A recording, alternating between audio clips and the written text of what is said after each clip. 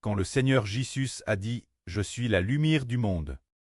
Tous ceux qui me suivent ne marcheront pas dans les ténèbres, mais auront la lumière de la vie éternelle. Quand le Seigneur Jésus a dit ces mots, beaucoup ne croyaient pas. Alors beaucoup ont dit « Tu rends témoignage de toi-même. Ton témoignage n'est pas vrai. Ce que tu dis est faux. Tu n'es pas la lumière de la vie. » Beaucoup ont dit cela au Seigneur.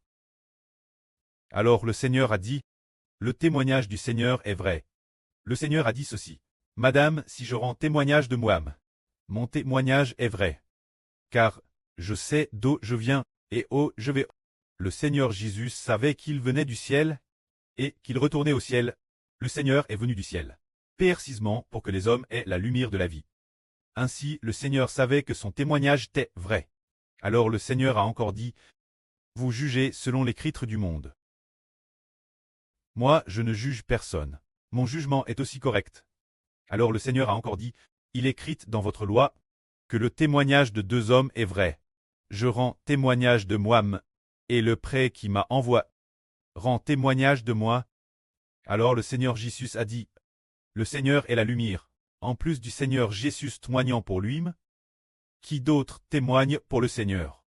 C'est en fait le prêtre qui témoigne aussi pour le Seigneur, prouvant que le Seigneur Jésus est la lumière qui donne la vie éternelle. Et l'esprit du prêtre habite dans le Seigneur. Ainsi le Seigneur sait chaque instant que le Seigneur Jésus est la lumière du monde, qu'il doit éclairer le monde, celui qui donne la vie éternelle aux gens du monde. Auparavant, frère Heber disait « Je suis la lumière du monde. Celui qui me suit ne marchera certainement pas dans les ténèbres, mais aura la lumière de la vie éternelle. » En lisant ces mots, que pensait-on que le Seigneur voulait dire? Le Seigneur voulait-il peut-être enseigner une certaine doctrine pour qu'après avoir cru au Seigneur, on suive l'exemple du Seigneur, et ainsi ne plus marcher dans les ténèbres? Est-ce ainsi? Nous pensions autrefois que c'était. Frère Heber pensait que c'était suivre le bon exemple du Seigneur, lire les paroles originales du Seigneur, réciter les paroles dites par le Seigneur, vivre en imitant le modèle du Seigneur. Ainsi on marcherait dans la lumière. Imiter les belles qualités du Seigneur. Apprendre tout ce que le Seigneur a fait. Et on vivrait dans la lumière. C'était comme avant, mais aujourd'hui ce n'est plus ainsi. L'exemple du Seigneur, le modèle du Seigneur, la vie du Seigneur, doivent certes être appris. En fait, si nous marchons dans la lumière, c'est parce que nous avons cru au nom du Seigneur Jésus. L'Esprit du Seigneur Jésus-Christ, qui est la vie du Seigneur, habite en nous. La vie du Seigneur Jésus-Christ a été connue en nous. La vie du prêtre et du Seigneur a été connue en nous. Alors nous avons une vie nouvelle en nous.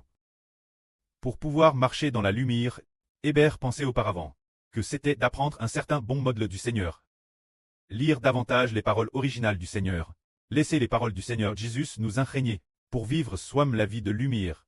On pensait que c'était ainsi, mais c'est une erreur. La vie de lumière que nous vivons vraiment est la vie du Seigneur Jésus-Christ. L'Esprit du Seigneur Jésus-Christ et l'Esprit du prêtre habitent tous deux en nous, vivent tous deux en nous, afin que nous puissions vivre dans la lumière. Le Seigneur a dit que le prêtre rend témoignage au Seigneur, et que le Seigneur Jésus-Christ rend témoignage de lui-même. Ainsi, le Seigneur Christ est en effet la lumière de la vie éternelle. Que la gloire soit au prêtre et au Seigneur. Amen.